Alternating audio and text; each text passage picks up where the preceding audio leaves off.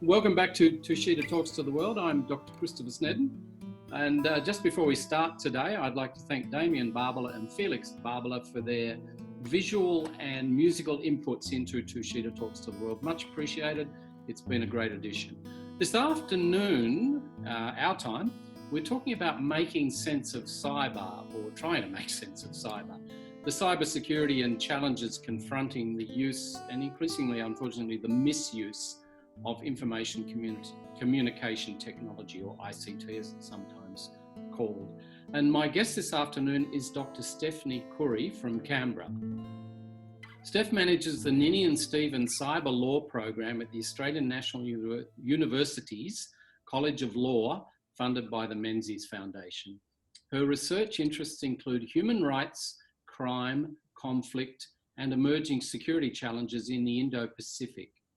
Steph's PhD was on small arms control and violent non-state armed groups. Steph, welcome to Tushita Talks to the World. It's great to have you here. It's an honour to be on here, Chris. Thank you so much for inviting me. And I'd just like to acknowledge the Ngunnawal people on whose land the meeting, this end of the call, is taking place, and acknowledge their ancestors, present and emerging leaders. And at this end, we're going to acknowledge the Dja people as well. So thank you very much we haven't done that before, that we've been remiss, but thank you. We have known each other for a long period of time. I've worked with some wonderful people over the years, some have remained friends and some have remained colleagues and some both. You're in one of those categories, or both of those categories. Really enjoyed working with you. We go back to, as we were thinking about it earlier, the Australian so-called now War College, Australian War College in Canberra. You, when I knew you, were looking at things like small arms control and violent non-state actors. Now, how have you morphed from those obvious, more security challenges into a more amorphous, or perhaps even invisible from my point of view, challenge of cyber and cyber security? Yeah, that's a really good question. And I think there are similarities when I think about it. One is they're similar tools. With small arms, with firearms, all you need is more ammunition to keep going. So small arms can last decades, as my research showed. All you just need is the right size ammunition to keep it going. So in that way, the similarities with malicious code are the same. It can just keep being reused. It doesn't actually wear out.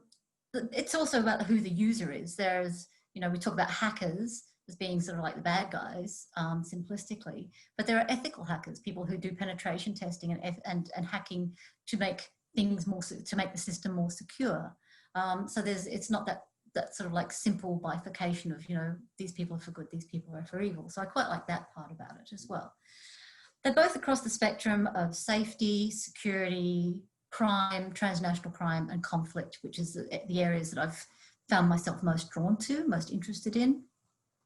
And they're also quotidian. They happen every day. So gun violence, conflict, and cyber attacks happen all the time. So unlike a nuclear war, which we're hopefully never going to experience, but a lot of scholars spend a lot of time waiting for that to happen or not happen, then it's happening all the time. And I find that's another similarity. I find that interesting, is that it's bubbling away somewhere. So in these modern societies in which we're now living, we are using a lot of information and communication technology. I don't know that anybody would argue about that one. My limited understanding says that the term cyber includes the collecting and storing of electronic data, accessing this data, processing it, transmitting it, protecting it, and linking this data. Now, that's a limited understanding. So does that equate to your understanding of cyber, Steph? I think with cyber, it's useful to think of it as cyberspace. And in that cyberspace is where bad things can happen, and bad things can happen to that space. So, for example, it's very simplistic, I know, but ICT is the infrastructure, and that does need to be secured, absolutely. But cyber has multiple dimensions within that. So we've got everything from cyber safety, cyber security, cyber crime, cyber conflict, cyber attacks, different names for malware. That can all happen in that cyberspace.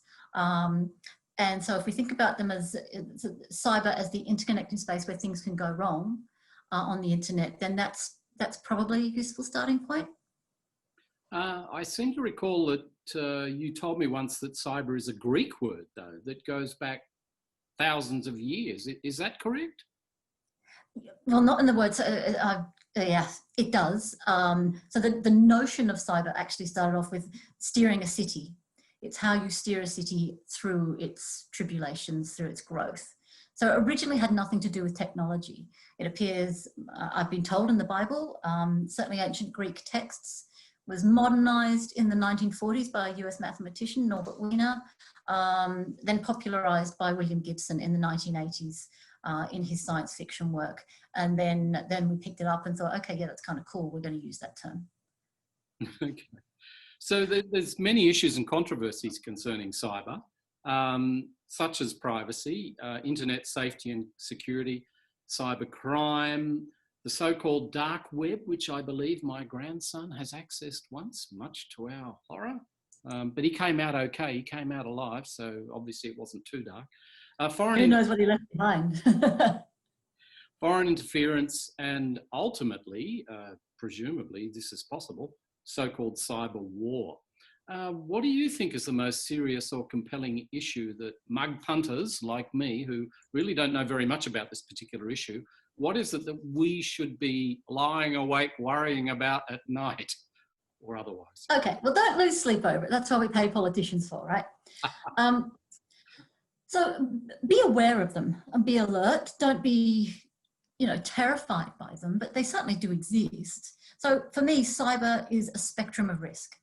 And so what that means is that everything from something, seemingly innocent, or, not innocent, but seemingly unimportant as, the Nigerian 419 scams of, hello dear, I'm a Nigerian prince. We've all had those emails, right? All of those, so more directed phishing attacks, like spear phishing, where they know your name, or they're trying to get you to sign up to something that you think you've already, an expiry of your Netflix account or something. They send through a logo that looks like that, and then you click on that. All these are sort of like, directed attacks, and it seems fairly small scale. You lose a little bit of money, but they're actually really significant. And the reason why I think of it as a spectrum is because things like spear phishing attacks is how a lot of the big attacks actually happen. So for the 2018 Olympics attack in South Korea, that was done through very sophisticated spear phishing emails, and I've seen them, and they look really interesting. So don't dismiss that that element of it as something that's not important or trivial. Dating scams, when people are at their most vulnerable, getting money off them. Social engineering, making us do stuff by really experienced, really clever scammers online, making us do stuff we wouldn't normally do, or we might do, but we seem to be very, very trusting on the online environment. Sharing of personal data on social media sites. All those things are of concern because they can lead, for example, to identity theft. And Barclays in 2018 reported that 2/3 of, I presume, British children or young people will have their identity stolen by 2030. So these are really significant.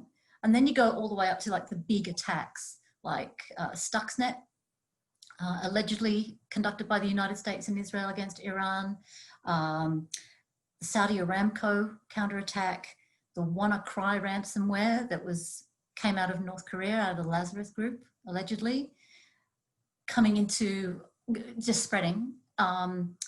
and hitting the National Health Service in the United Kingdom, even though that wasn't necessarily where the target was. And then big attacks like NotPetya, the biggest one yet, where Russia allegedly took out the tax sort of system, the way people do tax in Ukraine.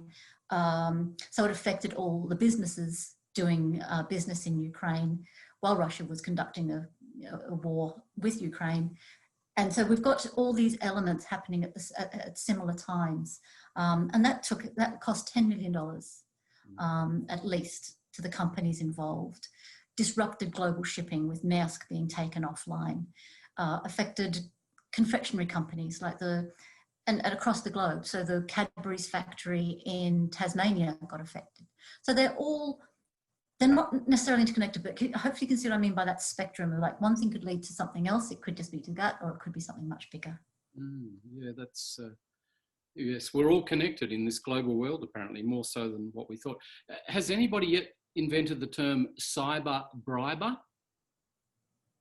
Cyber briber, that's so you, Chris. Tell me. I just thought of it. Cyber briber, these people who do try to come and bribe us or steal our identity or whatever. So yes, okay, we'll put that one on hold.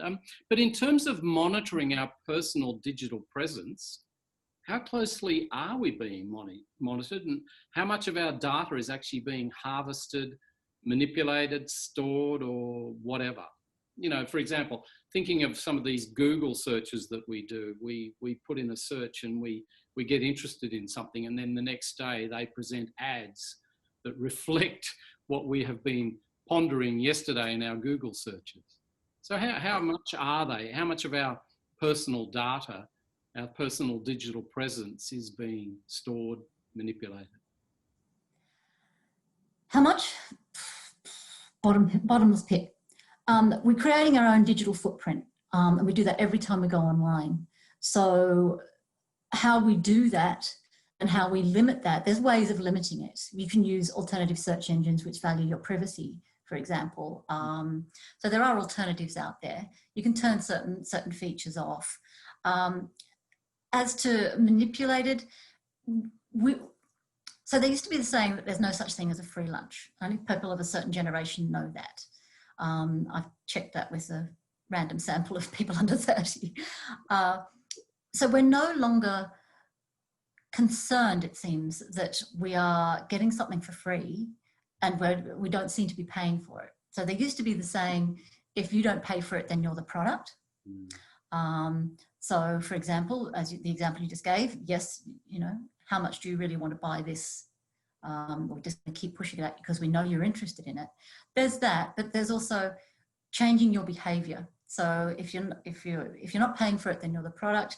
But also, if you're not paying for it, it's the changes in your behavior that are the product. And that's one way of thinking about manipulation. Is that, you know, we've just become incredibly trusting, and we give a lot away. You don't have to be a hacker to get into people's lives. That we are giving it away. Interesting. We're giving it away. So do we then in Western liberal democracies need to be a little bit more concerned, or obviously we are giving it away, but in terms of our notions of civil liberties and fundamental freedoms, do we need to be concerned that these may be limited for the greater good, or are we doing much better than people in authoritarian regimes such as Russia or North Korea, heaven forbid? I think we should be concerned. I think we should be concerned about what privacy is and what our data is being collected. I mean, we don't own our own data anymore, as if we ever did. It's now kept somewhere, you know, so we're told it's safe, it's in the cloud. The cloud is just someone else's computer. It's not actually safer.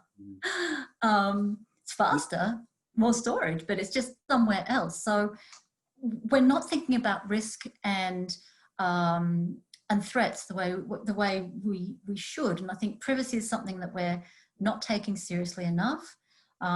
Giving things away online, you know, using platforms and trusting that they will always look after that information. We've had a decade now, at least, of knowing that's not true of some platforms. So, but yet we keep using them. We keep giving stuff away. If there was someone giving away free ice cream outside your kid's school and they were there every afternoon, you'd question what they want out of it. But with free apps like, for example, little quick video apps or everything else, if they're free, what is your 12-year-old giving away doing dance moves in front of that every day? So I think that's more where my concerns are. In liberal democratic countries, most surveillance cameras, there's a lot of surveillance cameras in Australia. Now, they're not used for social credit like they are in China, but nonetheless, some groups in society are concerned about them violating civil liberties and privacy. Others are not. But we're already allowing ourselves to change. We're allowing that social engineering to happen, like giving an Uber driver, a rideshare driver, 5 points. Who would give them less? Really, the pressure to give them good points so that they, they don't lose their rating is really important. For us as people, right? Same as in department stores or stores you go into. How happy were you with your experience? Well, you're kind of compelled to say, I'm really happy, because you don't want, people to lose their jobs or something like that. So we're already changing. There's a really good Black Mirror episode called Nosedive. It just shows how much there's a really good reflection on, we think we're not there yet, but we're on a slope. And we have actually seen that. And that's, again, thanks to our grandson who accessed the dark web. He put us onto Black Mirror as well. And some very stimulating ideas in that one, including that particular episode. But how much do we need to be concerned about factors such as surveillance cameras, which you've mentioned, but also facial recognition and, heaven forbid, this thing called artificial intelligence? Are there ways that we can protect ourselves from possible intrusions, malicious or otherwise, from this technology that's out there looking at us? Yeah, there is. Again, you can turn things off. You can hide your face, like in the UK, they put disruptive makeup on their faces so that the cameras can't recognize them. There are ways, that's fairly extreme. There are ways of doing it. Get rid of your geolocation on your machines. You can cover your video camera. There are things that you can do. It's just not well publicized.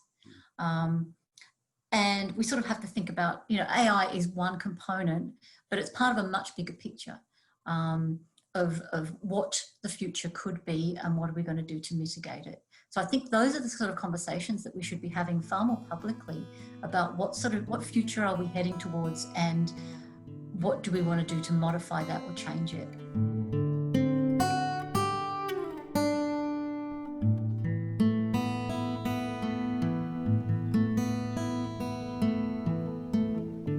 So a person I know in Canberra who's an IT specialist, which would be your good self, said to me that Mark Zuckerberg uses a post-it note to put over his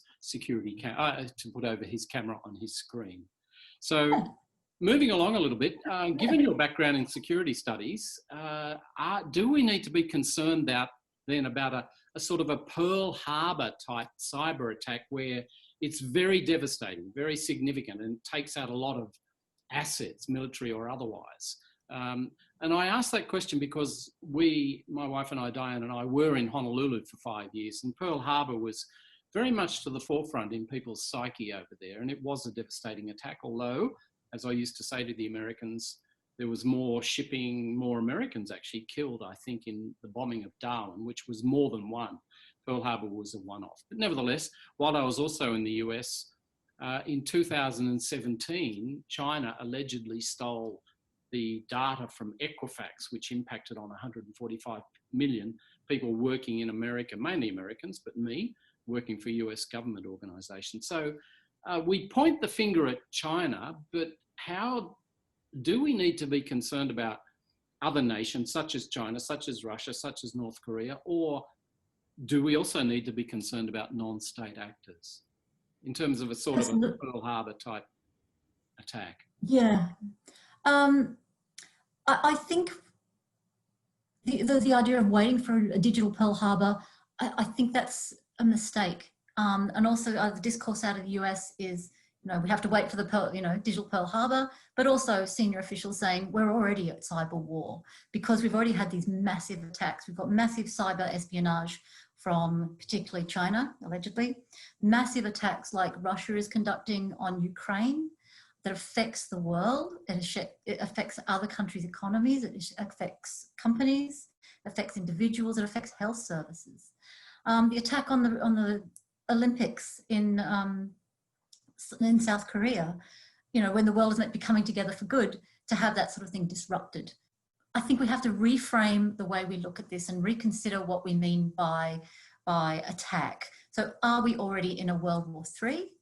And it's not the nuclear strike or the nuclear winter that we've been brought up to believe. We've still stuck with this very much 20th century strategic thinking about, you know, we can deter, we can coerce, we can compel.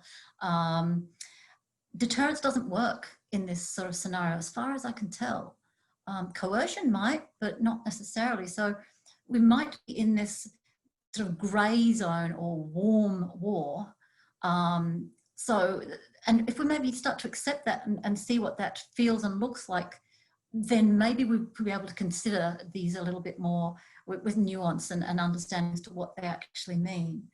What worries me, or what's concerning me at the moment, is with all the huge amounts of attacks that are happening. So North Korean attack on the Bank of Bangladesh, a very sophisticated heist, tried to get $1 billion, ended up with, well, they took over 80 million.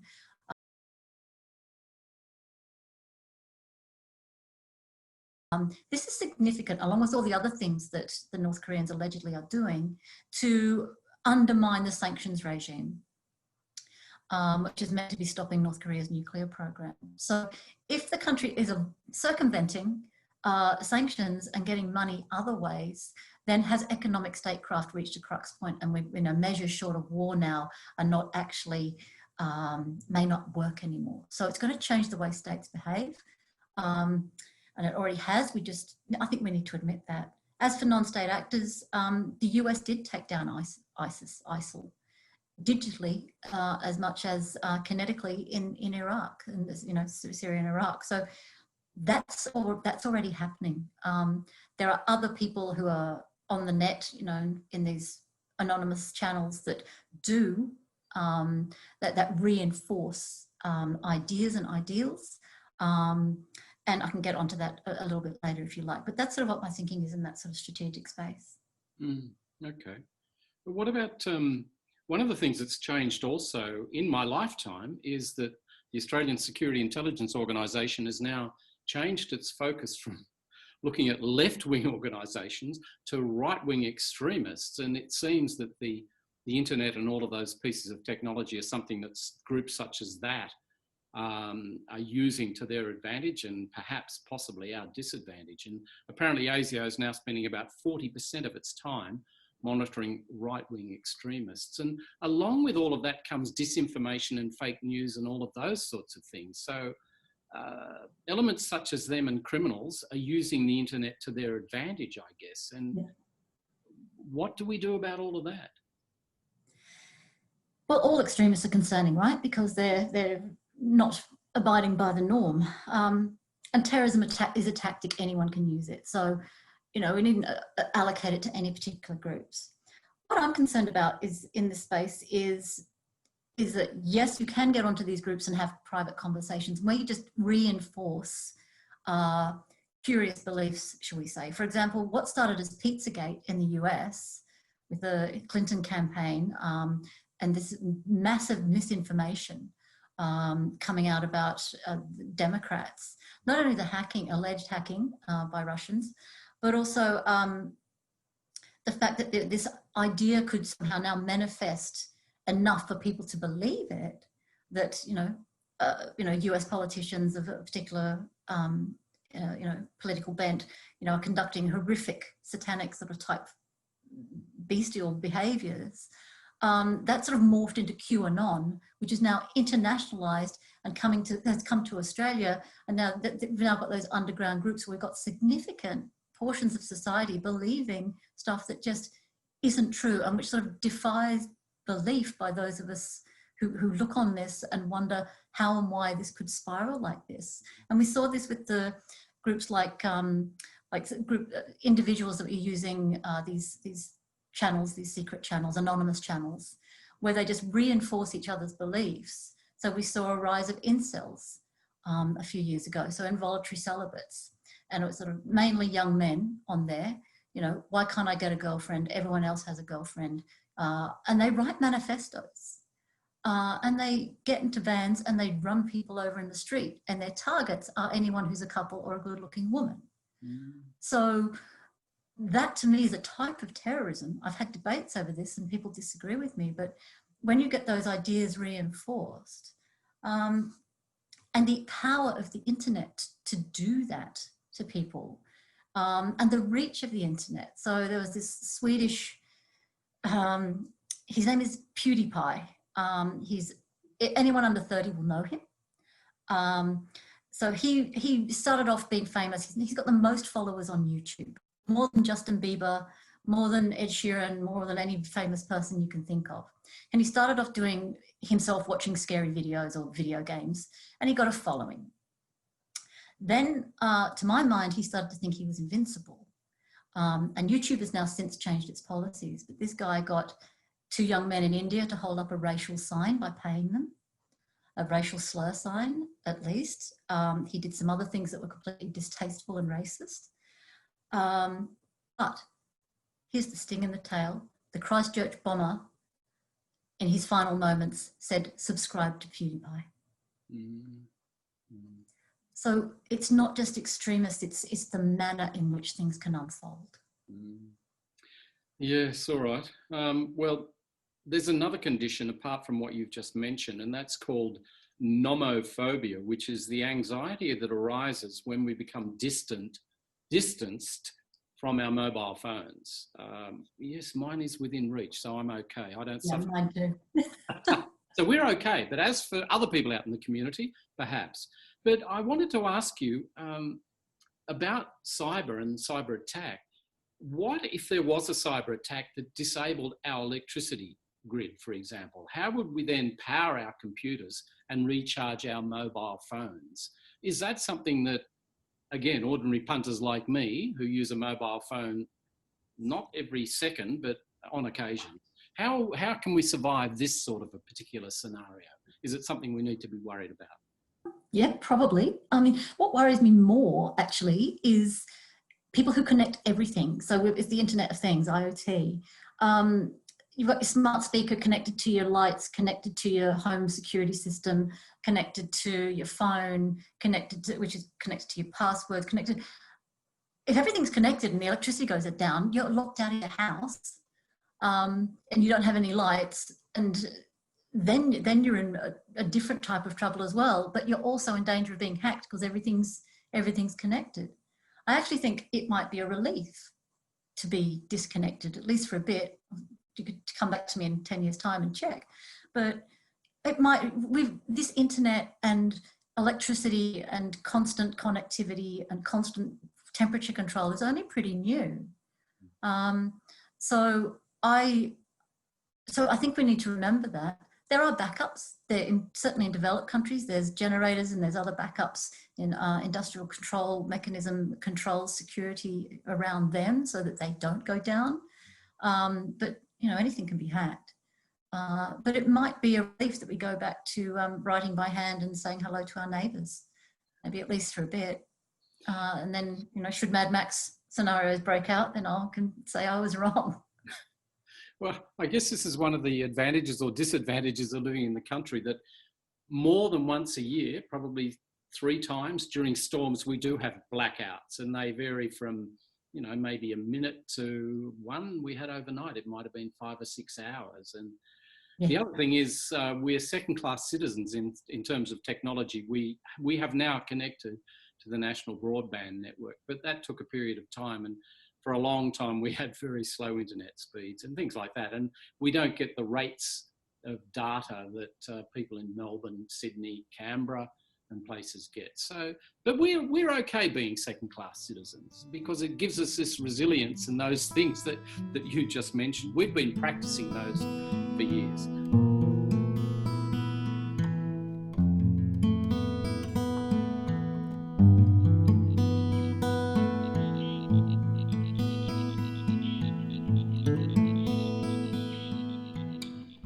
So look, we're coming towards the end of our conversation.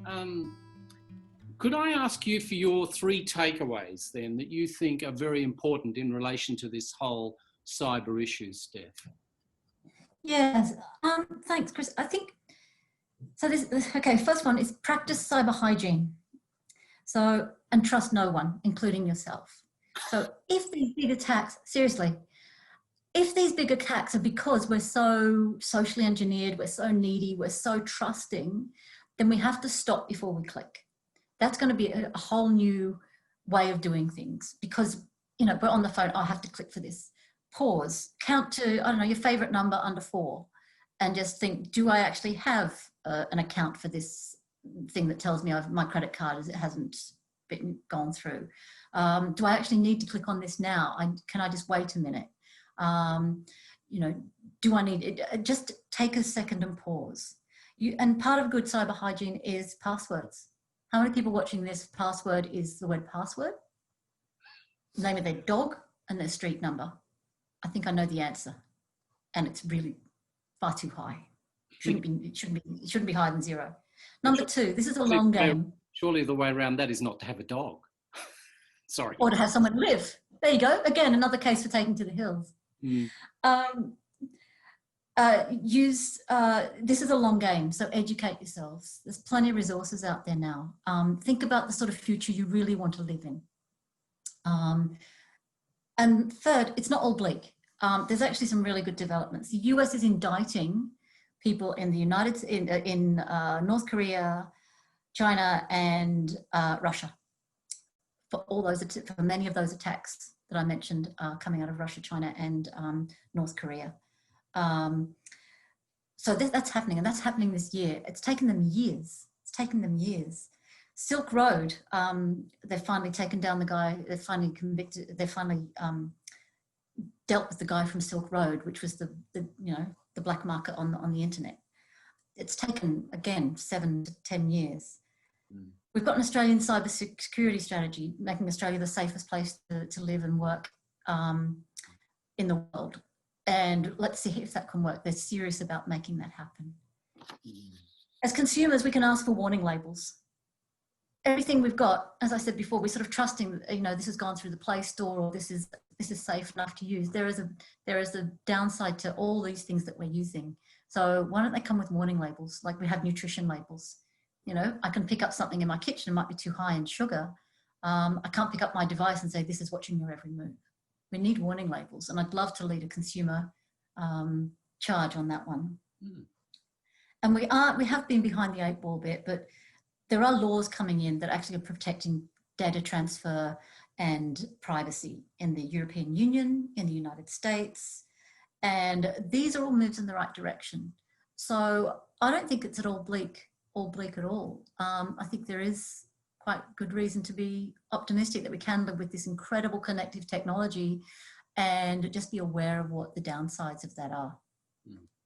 Okay, well look, Steph, thank you very much. It's been a very enlightening discussion, and I've learnt a lot, thank you. A bit worried about not trusting myself. That's a bit of I'll have to work on that one, but I've put it into context, so I think I'm okay again. But thank you very much for your time and your thoughts today. It's always a pleasure talking to you. You are such a stimulating and creative thinker.